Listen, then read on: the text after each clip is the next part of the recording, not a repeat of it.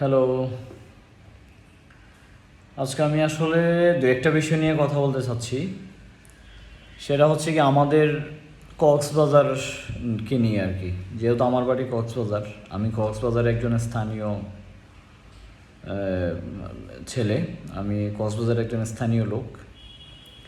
তো আমি ঢাকায় থাকি, বাট কক্সবাজার যেহেতু আমার জন্মস্থান, আমি যেহেতু কক্সবাজারেরই এলাকার লোক, আমার কক্সবাজারের মধ্যে যদি কোনো কিছু হয় এটা আমার খুব খারাপ লাগে।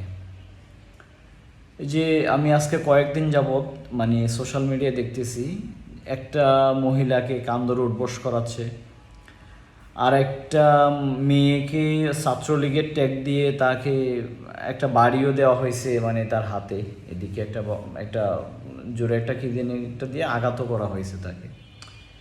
আরে ভাই, আমি একটা জিনিস বুঝলাম না, সে ছাত্রলীগ হোক, সে যেই হোক, সেটা তো ভাই মানে দেখার তো আপনারা কেউ না, সেটা প্রশাসন দেখবে। তার যদি কোনো অভিযোগ থাকে সেটা প্রশাসন দেখবে, আপনারা প্রশাসনকে বলবেন, আপনারা ওর গায়ে হাত দেওয়ার কে?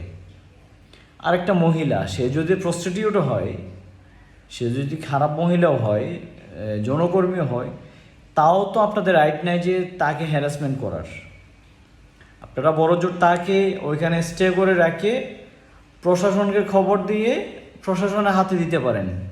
আপনারা তো ভাই আইন হাতে তুলে নিতে পারেন না, এটা তো ঠিক না। আর আমাদের কক্সবাজারের তো বদনাম, এটা তো ঠিক না ভাই। আপনারা যদি কক্সবাজারের স্থানীয় লোক হয়ে থাকেন তাহলে কখনো এই ধরনের কোনো কাজ করবেন না প্লিজ। আর যদি মনে করেন আমাদের কক্সবাজার নিয়ে যদি কেউ মানে ইয়ে করতেছে, কি ষড়যন্ত্র করতেছে, সেই সুযোগটা কাউকে দেওয়া যাবে না। এটা আমাদের কক্সবাজার সারা ওয়ার্ল্ডের মধ্যে বৃহত্তম বিচ হচ্ছে আমাদের এই যে চট্টগ্রাম থেকে কক্সবাজার, এটাকে কোনোভাবে বিতর্কিত করা যাবে না। তো আমার আপনাদের প্রতি আমার একটাই অনুরোধ যে আমাদের এই কক্সবাজারকে নিয়ে যাতে কেউ কোনো রকম ষড়যন্ত্র করতে না পারে, সেই বিষয়ে আমরা সবাই সতর্ক থাকব আশা করি।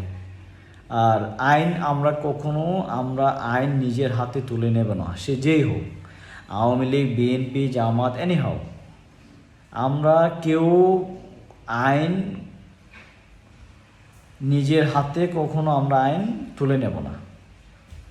ওকে, বাই, আল্লাহ হাফেজ।